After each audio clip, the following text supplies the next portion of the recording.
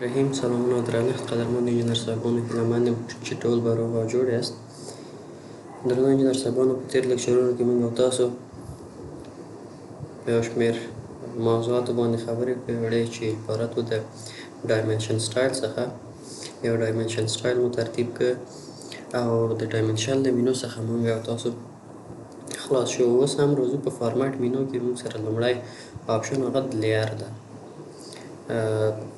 لیر آپشن وایو، غواړو په دې باندې بحث وکړو. کله چې تاسو په فارمټ مینو باندې کلیک وکړئ او لیر صفحه خلاص کړئ یا هم LA انټر ووهئ، دغسې یو صفحه موږ او تاسو ته خلاصېږي چې دلته یې ویلی لیر پراپرټیز منیجر. د لیرونو هغه ترتیب او تنظیم له دې څخه شروع کېږي.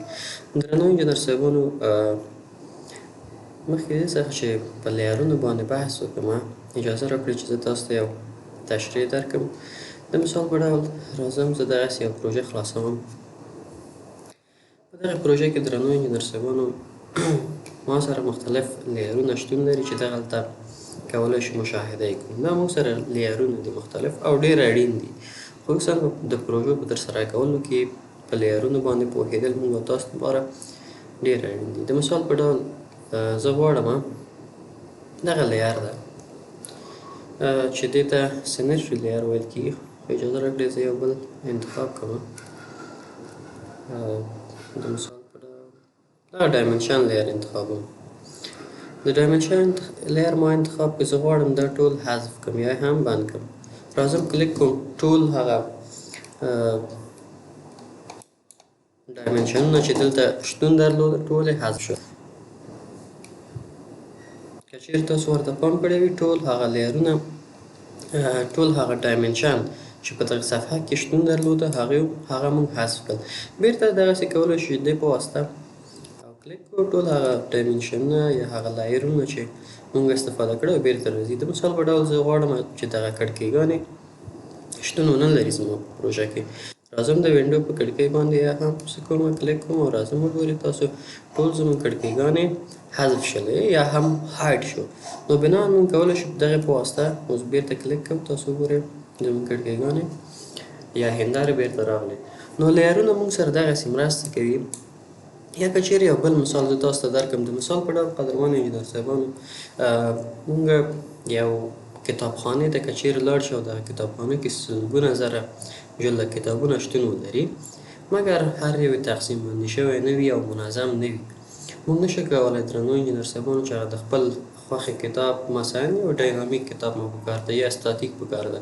که چېرې ټول ګډ وډ پراته وي خو دا خو ستونزمن ده چې پیدا کړو. مګر که چېرې هر یو بخشونه ځان ته ولري یا هم یو علامت موږ تاسو ته ورکړل شوی وي یا نومګذاري شوی وي چې دا د دغې برخې کتاب ده، د دغې برخې موږ کولی شو په اسانۍ سره خپل د خوښې کتاب پیدا کړو.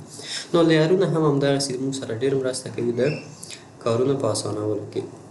اوس هم راځو درنو انجینر صاحبانو، LA انټر د لیر پراپرټیز موږ خلاصوو. موږ سره د پخوا څخه چې موږ جوړ کړي دي په لسګونه لیرونه دي. اوس غواړو چې یو نوی لیر ایجاد کړو. د دغې صفحې په ایجادولو سره دغې آپشن ته چې نیو لیر ده دې باندې کلیک کوو. تاسو وګورئ نوی لیر راغی. د مثال په ډول زه ورته نوم ږدم احمد. هر هغه نوم چې تاسو ورته ږدئ، مثلا ډور، وال، وینډو یا هم فرنیچر، هر یو چې تاسو ږدئ به یو نوم ورته ښودنه ورته کولی شئ. دا یې د نوم له برخې سره. بل راځو آن او اف باندې هم خبرې کوو. بیا وروسته فریز او ان فریز باندې بیا خبرې کوو. مثلا ما سره احمد ده، فریز او ان فریز، لاک او ان لاک، پلاټ سټایل موږ او تاسو نه دی لوستی درنو انجینر صاحبانو. انشاءالله پلاټ سټایل مو چې ولوسته بیا په دې باندې بحث کوو. کالر ده، مثلا تاسو غواړئ یو ځانګړی رنګ ورته انتخاب کړئ. زه راځم دغه رنګ ورته انتخابوم، دغه رنګ به ورته انتخاب کړو. اوکې کوم، دغه رنګ ورته انتخاب کړ.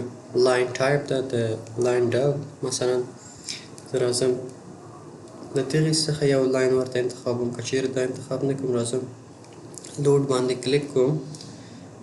مختلف لاینونه دي، مثلا تاسو بیا هر یو چې انتخابوئ، مثلا زه زیګزاګ لاین انتخابوم. اوکې کوم او دلته هم اوکې. بل موږ سره لاین ویډ ده د لاین ضخامت ده. مثلا زه راځم هر څومره ضخامت چې تاسو ورکوئ کولی شئ تر 2.11 ملي پورې یعنې 2 سانتي وي 11 ملي تاسو کولی شئ ورته ضخامت ورکړئ. ترانسپرنسي شفافیت د یو څخه تر 9 پورې اخلي هر څومره چې تاسو غواړئ ورکولی شئ. او بل موږ سره ډسکرپشن نه غواړئ یو ډسکرپشن ورته ولیکئ لکه زه وایم احمد layer is for big door. د لوی دروازو لپاره د احمد لیر څخه استفاده کوو. نو دغسې درنو انجینر صاحبانو موږ سره یو لیر ایجادیږي. که چېرې تاسو راشئ دلته اوس مثلا وګورئ اوس موږ سره د احمد لیر دغه دی شتون لري.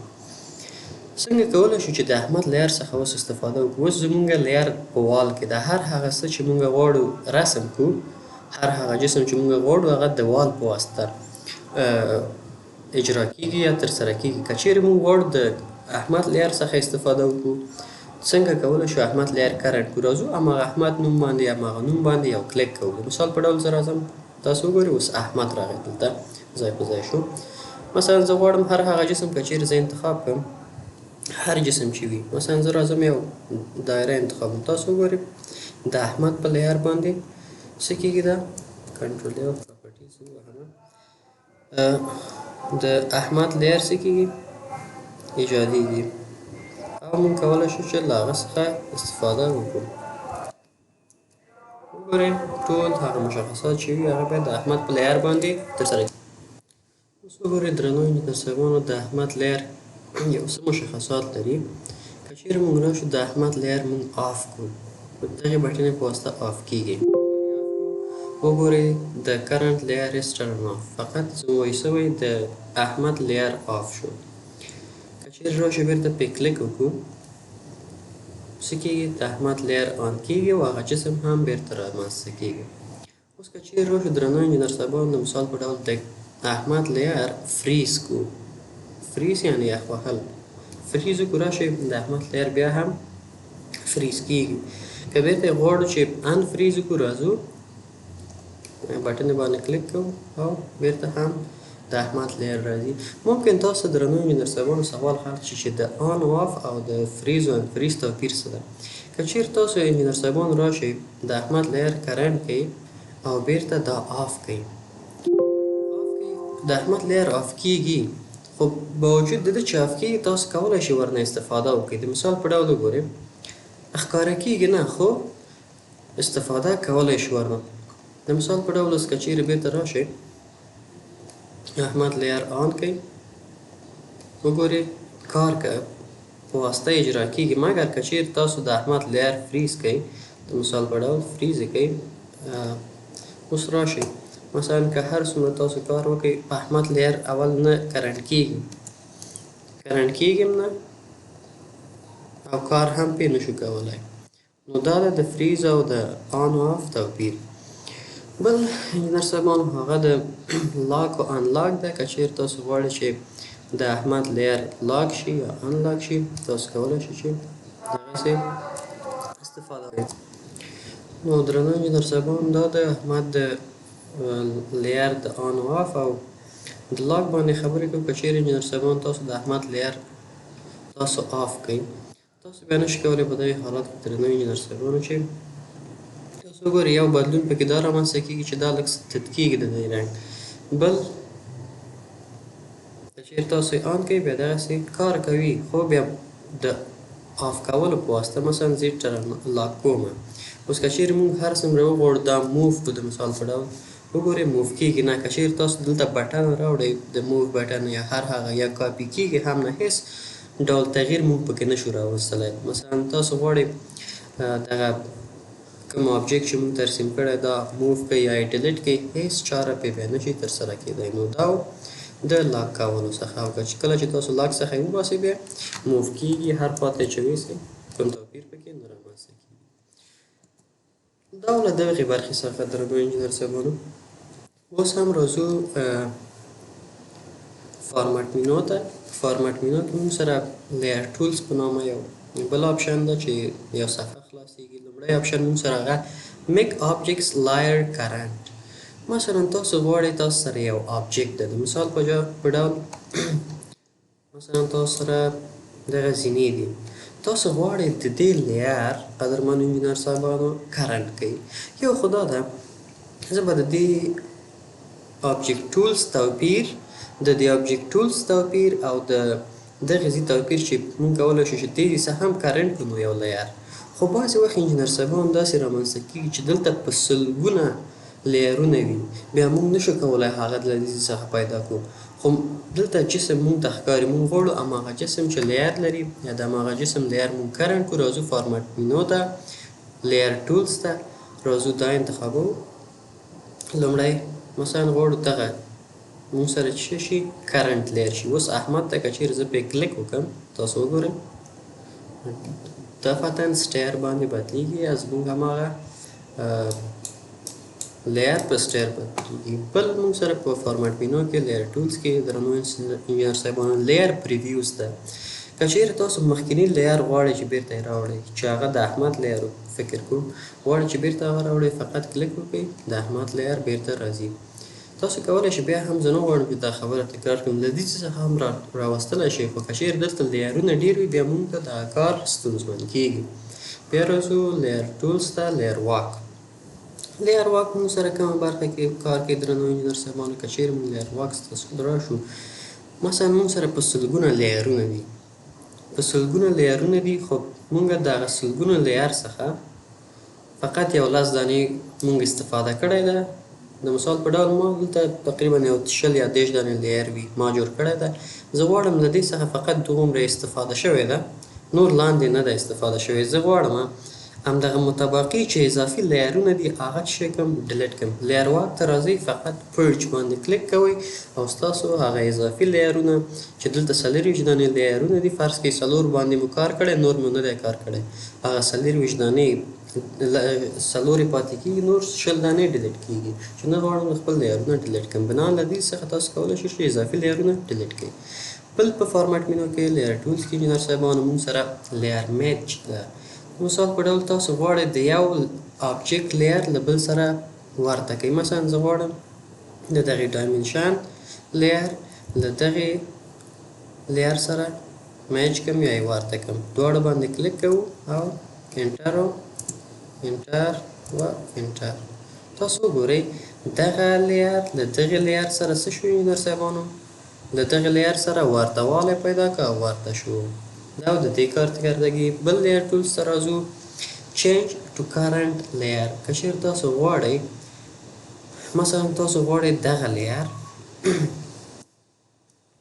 د مثال په ډول تاسو دغه لیر غواړئ دغې کرنټ لیر ته واړوئ، نو تاسو راځئ لیر ټولز باندې چینج ټو کرنټ لیر باندې کلیک کوئ. مثلا زه غواړم دغه کرنټ لیر ته بدل شي، هغه انتخابوم، انټر کوم، احمد لیر ته بدل شو. بل انجینر صاحبانو موږ سره هغه د کاپي آبجیکټس ټو نیو لیر. مثلا زه غواړم یو جسم ده دغه، زه غواړم نوي لیر ته بدل کړم، زه غواړم دغه لیر ته بدل شي. د مثال په ډول دغه لیر باید دغه لیر ته بدل شي، فقط دواړه انتخابوم او کلیک کوم. مثلا یا زه غواړم احمد لیر ته بدل شي، د دې څخه هم تاسو کولی شئ یو دانه انتخاب کړئ، اوکې کړئ. تاسو وګورئ دغه لیر احمد ته بدل شو. یا هر هغه نوي لیر چې تاسو غواړئ بدل کړئ تاسو یې کولی شئ بدل کړئ. بل انجینر صاحبانو موږ سره په لیر ټولز کې په نیو لیر باندې پوه شو.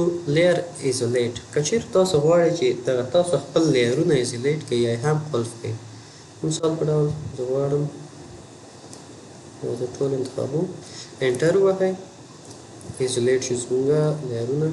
نظر راکړئ چې زه یو څو لیرونه واخلم، ایزولیټ لیر باندې تاسو کلیک کوئ، لیر ایزولیټ. select objects on the layer to be isolate for.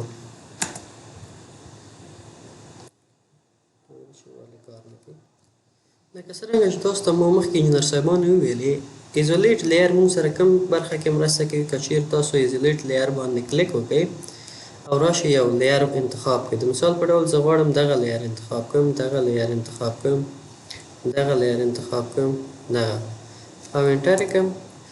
مونږ کولی شو انجینر صاحبانو مونږ باید نشو کولی چې دغه لیرونه باندې کې تغییر راوړو مثلا مووی کو اخوا دېخوا ویسو مثلا ما دغه ټول آبجیکټ څه شی کړ انجینر صاحبانو ما دغه ټول آبجیکټ ایزولیټ کړ یا هم قلف مې کړ تاسو وګورئ کله چې زه پې ماوس راوړم داسې د یو قلف علامه ورکوي ځکه دا ایزولیټ شوی هیڅ تغییر مونږ پکې نشو راوستلی مثلا تاسو وګورئ انتخاب کوم زه موف وهم نه موف کېږي هیڅ دغه جسمونه چې ما ایزولیټ کړی ده موف کېږي نه دا ولې ځکه چې ایزولیټ معنا یو قلف پکې وهل شوی هیڅ تغییر پکې نه رامنځته کېږي که چیرې زه راشم بېرته ان ایزولیټ یې کړم زه یې وغواړم چې دغه لیرونو څخه استفاده وکړم راځو لیر ان ایزولیټ باندې کلیک کوو او دغه جسم چې موږ انتخاب کړی مخکې کلیک کوو او انټر اوس راشي د ایزولیټ څخه زموږ دغه جسمونه راووته راشي انتخاب یې کوئ لیر ان ایزولیټ زمونږ لیرونه څنګه شو د ایزولیټ څخه